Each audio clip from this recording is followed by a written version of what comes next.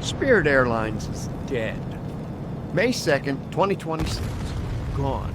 34 years of operation, 17,000 jobs, 1.8 million booked seats. Wiped out overnight.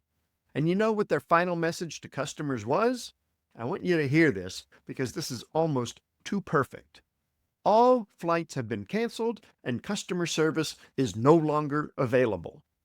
Think about that for a second. That's not just a shutdown notice. They have written their own obituary. And what makes it even more ridiculous is that for Spirit Airlines, customer service was never really available to begin with. That was the whole model. Strip everything out, keep the price low, and hope nobody notices what's missing. Well, they noticed. Now look, the headlines are blaming jet fuel costs from the Iran war. The politicians are pointing fingers at each other. Trump says it's Biden's fault. Biden's not saying anything because, well, he's Biden. And yeah, fuel costs crushed them. But here's what nobody in the financial press is saying. Spirit didn't die because of fuel prices.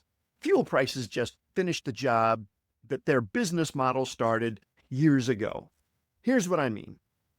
When I was a senior leader at Walt Disney World, we had something called a service manifesto. 4 words. Create happiness for guests. That was it. Every single decision, every cast member, every policy, every process ran through that filter. You don't just change bed sheets at Disney. You create happiness. You don't just sweep the street. You create happiness. Spirit's manifesto? Well, geez, if they had one, was probably 2 words. Be cheap. And look, cheap works for a while. Spirit actually made money. They were in the top 3 most profitable airlines in the country at one point. But cheap is not a service standard. Cheap is a price point. And the second your cost structure shifts, the second the big guys decide to copy your low fares, the second jet fuel goes sideways because somebody started a war, cheap evaporates. What doesn't evaporate is an experience people can't get anywhere else. If the only reason your clients stay is because you're the least expensive option on the market, you don't have clients. You have hostages, and they are actively looking for a better deal. The minute somebody undercuts you by $50 a month, they're gone. Why? Because you never gave them a reason to be loyal.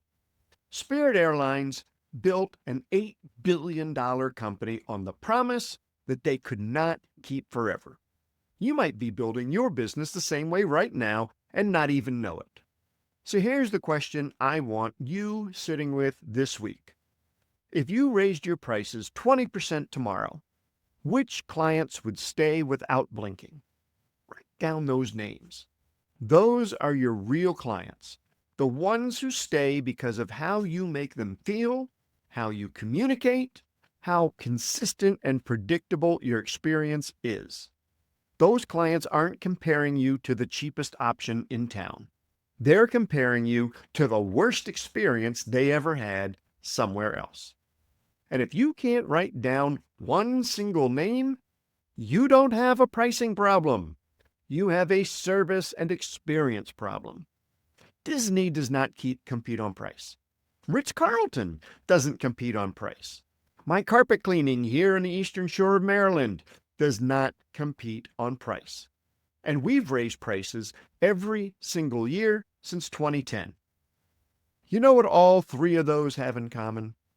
A service standard that exists whether or not it's convenient, whether or not it's cheap to deliver, whether or not a cast member or employee feels like it that morning. Spirit had bright yellow planes and low fares. That's not a standard.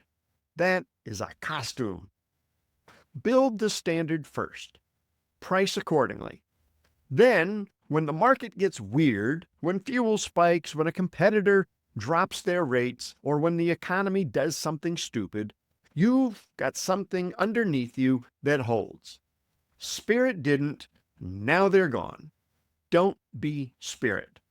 If you want to know how to build a service standard that actually sticks, grab my book Systematic Magic over at vancemorris.com.